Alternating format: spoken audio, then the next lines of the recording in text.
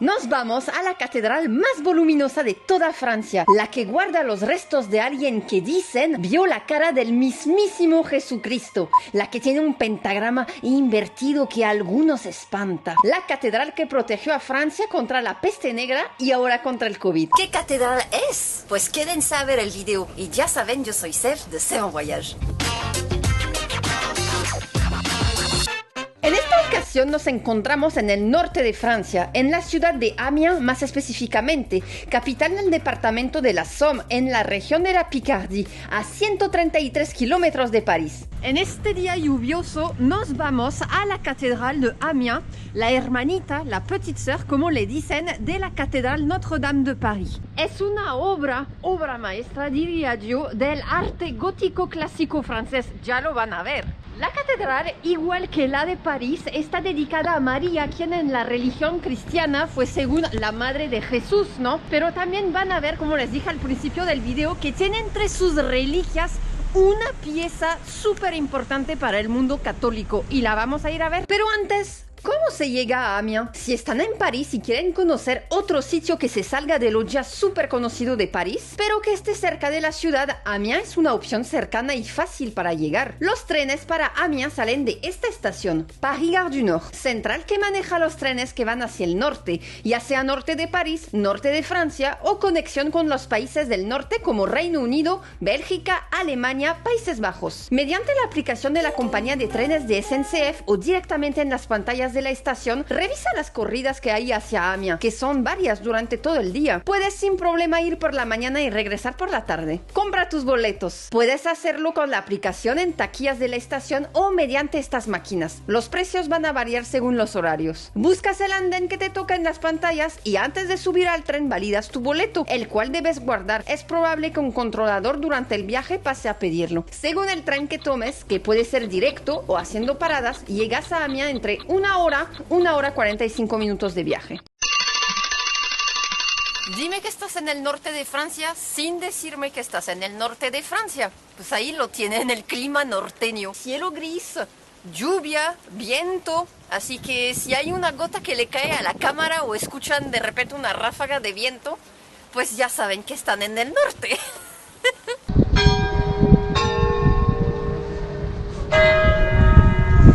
¿Qué tal, esta catedral? Está hermosísima y es la más voluminosa de Francia y contrariamente a lo que la gente piensa, no es la más alta. La catedral más alta, con todo y flecha, es la catedral de Rouen, al noreste del país, con 151 metros. Esta, la de Amiens, contando la aguja del techo, tiene 112.7 metros. Este recinto religioso cumplió en el año 2020 800 años de existencia.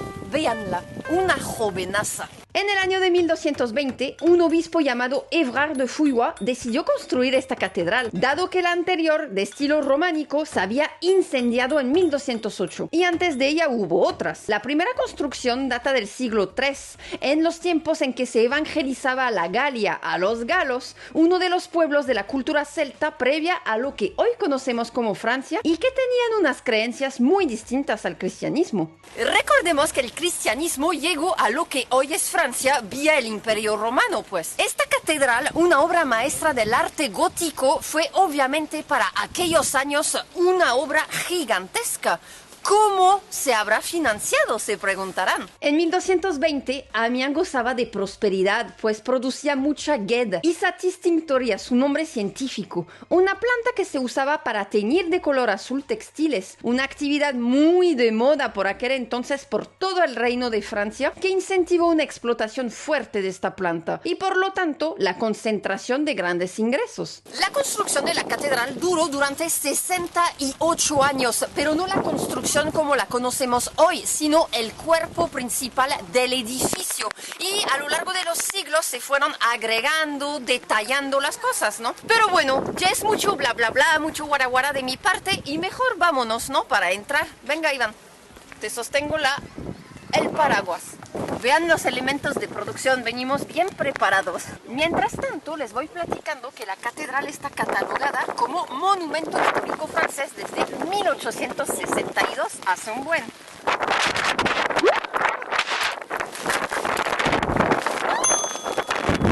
¡Ay, Ay, mira, estás todo despeinadito. Y bueno, les estaba diciendo que también está considerada como Tesoro de la Humanidad por doble catalogación de la UNESCO.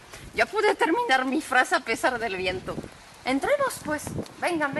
La construcción en sí fue registrada primero en 1981 como Patrimonio de la Humanidad y después en 1998 fue nuevamente considerada, pero en esta ocasión por el ingreso al Patrimonio de la Humanidad de los Caminos de Santiago de Compostela en Francia, que son 78 sitios que forman parte de esta peregrinación y uno de ellos es precisamente esta catedral. Sí es grande, tiene 200.000 metros cúbicos de volumen y de oeste a este mide 145 metros de largo. Es prácticamente el doble que Notre Dame de París. Y también, como vemos, es alta, pero es la segunda más alta de Francia. Si tomamos nada más la altura bajo bóveda son 42.3 metros y la de Beauvais mide bajo bóveda 48 metros. Que la hayan ideado tan grande no fue por simple capricho. Tiene estas dimensiones porque a Amiens comenzaron a llegar cantidades inmensas de gente desde la época de la catedral románica. Una catedral que era insuficiente para albergar a la gente que llegaba, por lo que se construyó esta más grande. Pues a quién venían a ver, ¿no? Ya les diré quién atraía tanta gente.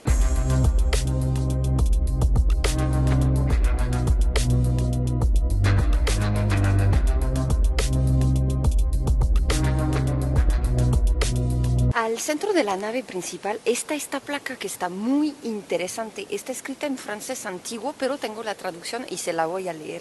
En el año de gracia 1220 se inició esta obra. El obispo bendecido de esta diócesis era entonces Évrard, el rey de Francia Luis, hijo de Felipe el Sabio. El que era el maestro de obras se llamaba Maître Robert, apodado de Luzarches. Después de él vino el maestro Thomas Cormont y después de él su hijo, el maestro Renaud, quien colocó esta inscripción en este lugar en el año de la Encarnación 1288. ¿Cómo la ven? Esta placa está situada al centro de lo que es un laberinto de mármol negro y blanco. El tercer constructor de la catedral, Renaud de Cormont, la puso como cierre de lo que fue la primera etapa del recinto, que no contaba aún con torres, por ejemplo, las cuales se le anexaron después en el siglo XIV. Este laberinto, en su línea negra, mide 234 metros de largo. Fue colocado para que se recorriera de rodillas, iniciando desde afuera para llegar aquí, al centro. Les dejo esta vista por si gustan seguirlo con la mirada. Pero ¿qué creen? Ni esta placa ni el laberinto son los originales. Fueron rehechos en el siglo XIX. El laberinto fue mandado destruir en 1825 porque a los clérigos de aquellos años les molestaba que la gente viniera y jugara siguiendo las líneas del laberinto. Se volvió a reinstalar casi 70 años después, en 1894, que es la réplica que ahora vemos. La placa original se conserva en el Museo de Picardie, que se encuentra en esta misma ciudad. En esta catedral hay dos gisants. Hay uno aquí, uno allá, del otro lado, y entonces estamos frente a uno de ellos. ¿Qué es un gisant, básicamente? Pues es una escultura de cuerpo completo en posición acostada de un personaje que se murió. Y por lo común, los restos del difunto o de la difunta están abajo de la estatua en el sarcófago. Él es Évrard de Fouillois, el obispo que puso la primera piedra en 1220. Durante más de 1000 años, monarquía e iglesia gobernaron Francia, por lo que a la llegada de la Revolución, muchos sitios del clero fueron convertidos en templos de la raison y de la vérité, templos de la razón y la verdad, y después en templos de l'être suprême, templos del ser supremo, y fue el caso de esta catedral. En aquellos años, gran parte de las pertenencias del clero fueron requisadas o fundidas por los revolucionarios. Por ejemplo, a este tipo de gisants se les fundía para crear con su metal cañones y municiones. Estos dos, como vemos, se salvaron, pero en la Catedral de Saint-Denis, donde se enterraban los reyes, y también en la Catedral Notre-Dame de París, cuando se dio la Revolución Francesa fue otro cuento, fue algo diferente si se las vieron negras. De hecho, ya hicimos un video al respecto y se lo voy a dejar aquí, justo abajo en la descripción. Guillotinaron a los reyes, también quisieron tirar las estatuas de los reyes que estaban en la fachada de Notre-Dame, que por fortuna pues para nosotros ahora no pasó. Y pues el lugar en el que estamos estamos ahora mismo no escapó de la ira de los revolucionarios. Estamos ahora frente a la capilla de Nuestra Señora de Puy. A esta estatua, que es la de Santa Genoveva, considerada la patrona de París, por cierto, durante la Revolución se le nombró diosa de la razón y se decidió que ese libro que tiene entre sus manos será la tabla de los derechos humanos y del ciudadano. Después, con el regreso de culto religioso, se dijo que sostenía ahora las tablas de la ley de Dios. Bueno, que cada quien escoja lo que quiere ver e interpretar en este libro.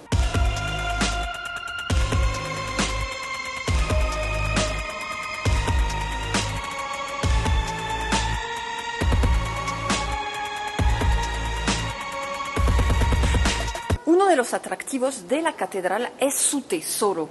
Por razones ajenas a la producción, hoy no se pudo visitar, pero eso no nos va a impedir hablarles de él. Un inventario hecho en 1419 arrojó una lista de más de 2.000 objetos. Una inmensa mayoría eran cosas de oro y plata relacionados con símbolos cristianos. Ese tesoro, en las épocas difíciles de la monarquía, se usaba como reserva financiera. Durante la Revolución, el tesoro se dispersó, pero a partir del siglo XVIII se empezó a rehacer y también con donaciones. Hoy claramente ya no son miles de objetos, pero sí cientos. Son objetos litúrgicos y en metales preciosos, como relicarios, cruces, cajas, coronas, vasos, estatuillas, medallas, etc. Pero uno de sus máximos tesoros lo podemos ver ahorita y justamente vamos a ir para allá. Como les dije, antes de esta catedral existió otra y a ella llegó esta reliquia del mundo católico. Esta antigua catedral ya no se daba abasto para recibir toda la multitud que venía para ver esta reliquia, por lo que hace 800 años se tuvo que construir esta. Vamos, vengan. Este cráneo se trajo desde Constantinopla, hoy Estambul, Turquía, en el año de 1202, en plena guerra de las cruzadas. Y, según el mundo católico, es el cráneo de nada más y nada menos San Juan Bautista. Según lo que leímos para realizar este video, se tuvo que investigar porque en temas de religión todavía estamos en conocimientos básicos, lo reconozco. San Juan Bautista era el precursor de Jesús y quien bautizaba en las aguas del río Jordán. Y entre sus bautizados se supone estuvo el mismísimo Jesús, imagínense. Estamos ante una reliquia de suma importancia para el mundo católico. Según el catolicismo, el rey Herodes mandó decapitar a Juan el Bautista, entregando su cabeza en una bandeja de plata a su hijastra Salomé, historia que se relata en relieves de la misma catedral que ven justo ahora.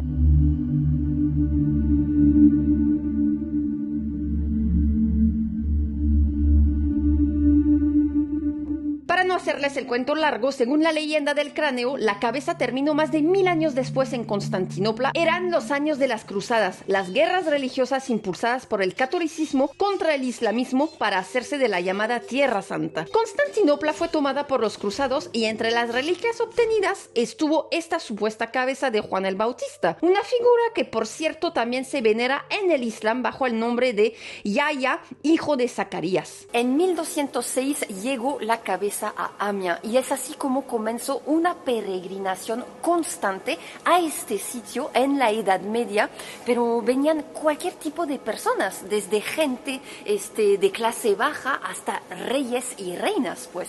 La cathédrale Notre-Dame d'Amiens est dépositaire de la relique du chef de Saint-Jean-Baptiste depuis 800 ans. Mucha gente creía y cree que la reliquia cura enfermedades. Ahora los fieles la siguen visitando, pero ya no en cantidades gigantescas como era el caso antes. Normalmente la cabeza se encuentra en el tesoro y hay que pagar para ir a verla. Pero en ciertas ocasiones se saca al exterior y pues nos tocó suerte, ahí está. Pero ¿qué creen? Esta catedral dice tener la cabeza, pero ahí en Francia, en el sur, otro recinto religioso que también pretende tenerla es la Abadía Real de Saint-Jean d'Angély. Y hay otro recinto en el norte de Francia, en la ciudad de Verdun, quien dice tener la mandíbula. Pero también en Roma y en San Lorenzo, en Italia o en Damasco o en Homs en Siria, dicen tener ellos la reliquia de la cabeza de San Juan Bautista. A Aparte, otras iglesias de Francia dicen tener guardados algunos de los dedos de San Juan Bautista. De hecho, un pueblo de la región de Bretagne se llama Saint-Jean-du-Doigt, San Juan del Dedo, pues su iglesia dice tener como reliquia un supuesto dedo de San Juan Bautista. Al final, la religión es cosa de fe, no de lógica. Ustedes deciden creer o no creer, pero obviamente hay muchas cosas que no tienen lógica. Segurito varios de ustedes ahora mismo han de decir que venerar un cráneo es cosa de pensamientos medievales, digno de los tiempos de la canica, de las cruzadas, y más si no se sabe en verdad de quién es y tiene además otras copias que dicen ser el cráneo original. Pues no es cosa solamente de la Edad Media. En abril de 2020, la catedral llevó el supuesto cráneo de San Juan Bautista al altar principal para venerarlo y pedirle su protección ante la epidemia del coronavirus, señalando que si a la reliquia se le veneró en el siglo XVII por la peste negra, pues la tradición obligaba a hacerlo ahora con el coronavirus. ¿Peste negra en el siglo XVII es igual a coronavirus en el siglo XXI? ¿Qué tal, ¿Cómo la ven? Para no hacerles este video muy largo y muy pesado, pues mejor lo vamos a dejar en dos partes. Y quédense para la segunda, que se va a poner muy buena. Vamos a ir a ver el ángel llorón de esta catedral. Vamos a conocer las torres y también ver ahí el pentagrama invertido que tiene en uno de sus vitrales que incomoda a muchos, según dicen. Quiero agradecerles como siempre sus likes, sus compartir, sus comentarios, sus ayudas, sus super thanks. Sin todo esto, pues la realización de estos videos no se podrían hacer, no existirían sin ustedes. Les agradezco mucho. Muchas gracias, pues. Estén atentos al próximo video y nos vemos pronto. Bye.